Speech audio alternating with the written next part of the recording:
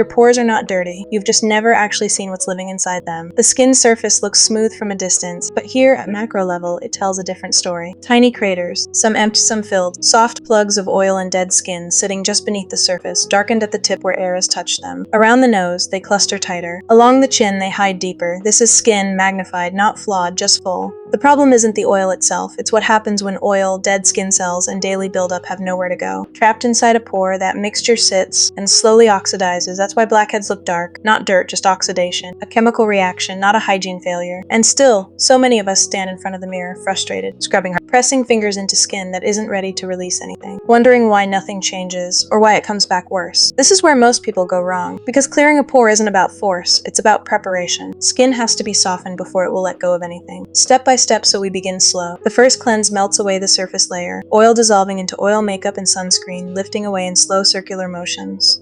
Then the second cleanse goes deeper, a gentle foaming touch reaching into the layer beneath, clearing what the first step couldn't reach. Clean, clear, refined. Next, warmth.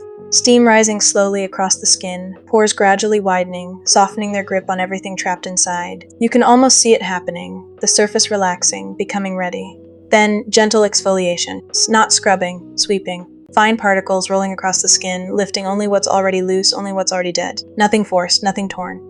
And now, the moment everyone waits for. With steady, controlled pressure, the extraction begins, slow, deliberate.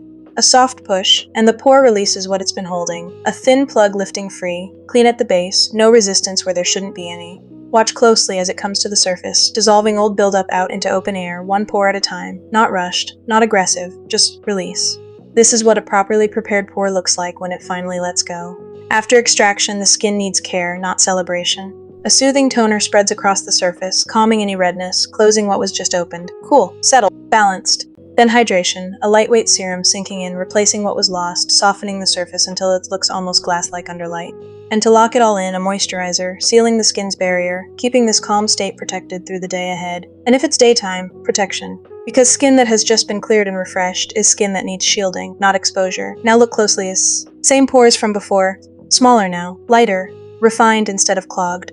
Light reflects differently off skin like this, evenly, smoothly, without the shadows, oil, and buildup used to cast. But here's what most people get wrong after a moment like this. Squeezing pores that aren't ready, forcing what hasn't loosened, leaving behind marks that take weeks to fade.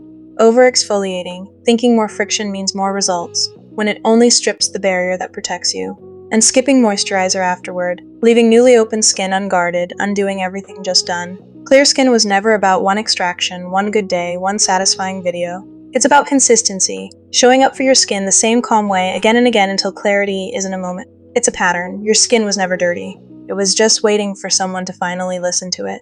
Thank you for watching.